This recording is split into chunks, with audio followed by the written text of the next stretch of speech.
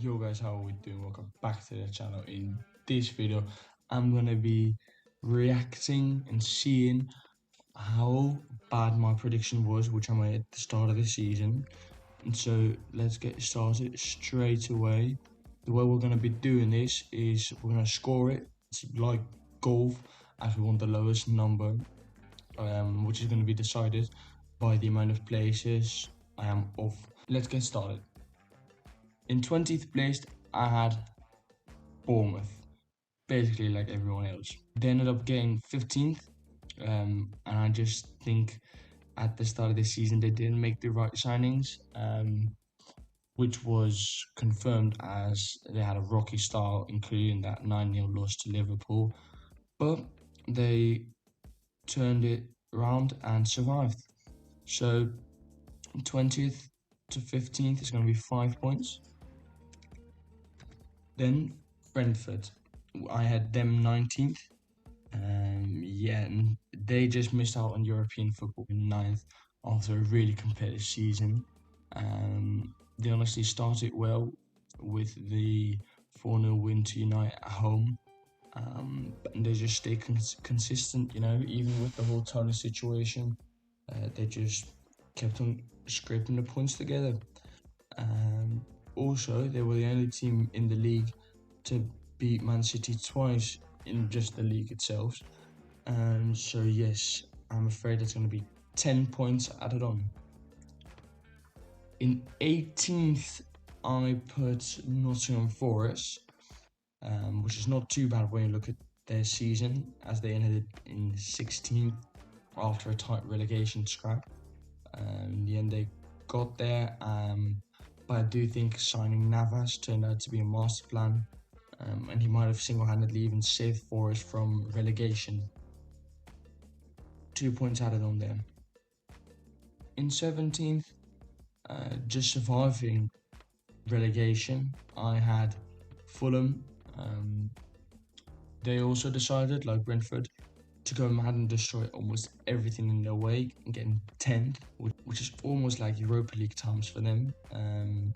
As for the team, Mitrovic helped massively, and I do also think signing Leno and William were good add-ons for the team, and I think it's fair they got 10th and they had a good season. Yes, 7 points added on. For 16th, I was really close, as I guessed Everton, and they ended up getting 17th, which is because Sean Dyche took over after big Frank Lampard couldn't succeed in late January. For Everton, Sean Dyche was incredible, 4-4-2, boot the ball forward. No, yeah, it's just like, I think Everton fans should praise Dyche for the performances he got the team to do. And I think Pickford once again proves his importance for the side this year, just like he's done previous years. So that's only going to be 1 point added on. For 15th, I had Leeds United, which is not too bad when you look at how close things were down there. They ended up getting relegated in 19th. But I honestly think sacking March was the wrong thing to do, as there were barely any improvements after he'd left. I think their signings were also not bad, with the likes of McKennie and Noto. Yeah, now it's just interesting to see how they'll do in the championship next year, and see if they'll stay there, get stuck for another 16 years, or they'll just get right back promoted to the Premier League. 4 points added on. In 14th, I had Crystal Palace for my predictions. They turned out 11th, and I think that's just a Crystal Palace place to finish. Nothing special. They were never going to be the top side, but they also were never really in any danger to get relegated, although they did sign Roy Hodgson, which was good for them. But it does turn out you don't need to be spending all that cash to perform well in the Premier League. 3 points. In 13th, I had Southampton. They of course finished rock bottom on a lonely 25 points. But when you look at their results against the big teams like City, United, Liverpool, Arsenal, you could have even thought that they'd be fighting for Europe if you just only saw them results. But in the end, they just lost way too many points against teams where you have to be grabbing the 3 points, and they just didn't. So yeah, 7 points added on for me. 12th, I had Brighton, and they, as we all know, finished 6th and got European football for the first time in their history. I honestly just wasn't aware of the great scouting at the club, and I think many of you weren't.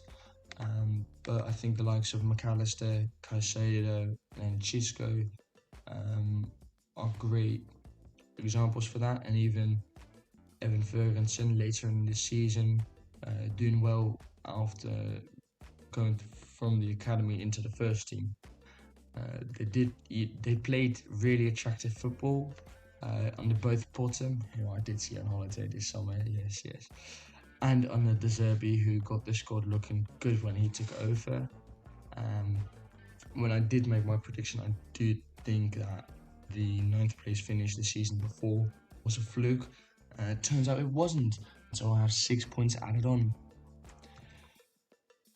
For my 11th place finish, I had nothing special for Wolves. Yeah, they just finished 13th, had a decent season, nothing special, nothing really positive, nothing really negative for them.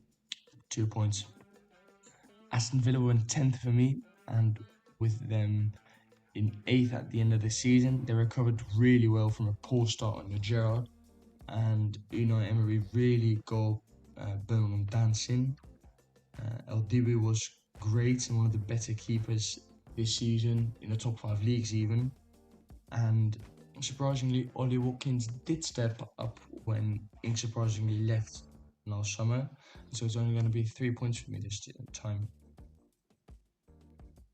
Well, for my 9th, I made another atrocious prediction with Leicester City. Yes, they finished 18th and got relegated, and will have to do everything in their power to keep players before they end up staying in the Championship for too long, as players do not want to be playing at that level. Turns out for them, losing your trusty number 1 and defender does matter when you insufficiently replace them. So it's a good 9 years for the Foxes, and let's hope they come back soon. 9 points. Then I predicted Newcastle in 8th with their new owner, and I think I'll just have to say they definitely surpassed expectations as they finished 4th, and Howe did do an amazing job. Yes, Tyndall also did do a great job there. I think the signings they made were perfect with Pope and goal. He was incredible, except for that one Liverpool game where he decided he was going to handball it. In the back, yeah, Botman and Trippier were untouchable, and up front, Callum Wilson was a goal-scoring machine, scoring 18 and 31. So I do not mind adding 4 points for their incredible season here, and them going back into European football.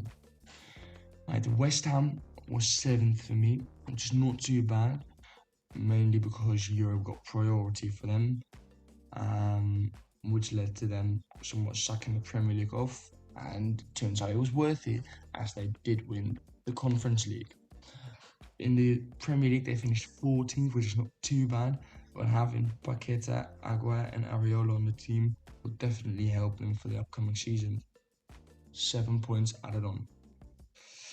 6th were Chelsea for me, so I was right about them finishing lowest out of the top 6, but they massively underperformed, and I think no one saw this coming, as they'd spent big. I think it was 600 million over the last 2 transfer periods. So yeah, finishing 12th will not be accepted by anyone anymore, definitely not by Todd Bowley, which is also one of the reasons I think for their lack of performance, as the pressure and changes in the club, which has not been there for 20 years under Abramovich, may have gotten too big for the relatively young squad who are not used to that. 6-point added on. I had Arsenal in 5th, and I even thought that was not too bad, as Arsenal were Arsenal, and so I did not expect them to go out and smash it. Turns out they did, but I even think for Gunners, they are going to be happy with their 2nd place, and nobody expected them to be there. And yeah, the team's really well oiled now. It's doing well. 3 points for me. In 4th, I had Tottenham, but as always, it's the history of the Tottenham. So they won't do well. I'll have to take that into consideration next season. I think Kane was also the sole reason their season did not end up like Chelsea's, as he went a bit under the radar but still scored 30 plus goals, and he did become Spurs' top scorer of all time. So I won't mind it if they have a season like Chelsea had this year, next year. It's going to be 4 points added on. For 3rd, I had Manchester United, and they finished 3rd. So this is the only team I got spot on. I was pretty much right when I said Ten Hag just need a little more time to get the club up and running, as he did. Poor start, but at the end of the season they did go on a nice little win streak. That's going to be 0 points for me then. For 2nd place in my predictions, I had Manchester City, but there was definitely not any bias in that prediction there. I'll just have to give it to me. I'll just have to give it to Pep got City running, and it was too good for Arsenal to be there. And definitely when Arsenal, they don't have that experience at the top, and City has been doing it for years now. But I think it's also good that Arsenal were there to compete, as it would be really bad for the Premier League if City just run away with it again. Also, yes, Erling Haaland, he's a beast in it, and it's scary to think he can still improve. Yeah, they rightfully won the treble, only 1 point here. So yes, my champions were Liverpool, and honestly, I'll accept the loss I took there, as they finished 5th after a really poor season. I think everyone expected better from them. They could just not compete, and I think they were just out of energy after getting so close last year. They also did make decent transfer during both transfer periods for the long term, but for now it'll be just 4 points added on. So the total points for me with my 2023 Premier League predictions is 88. That's 4.4 possessions per team. That is really horrendous. Well, let's hope next year's prediction is going to be better. Thank you all for watching this video. Leave a like if you enjoyed, and let me know how you did with your predictions in the comments down below. Goodbye.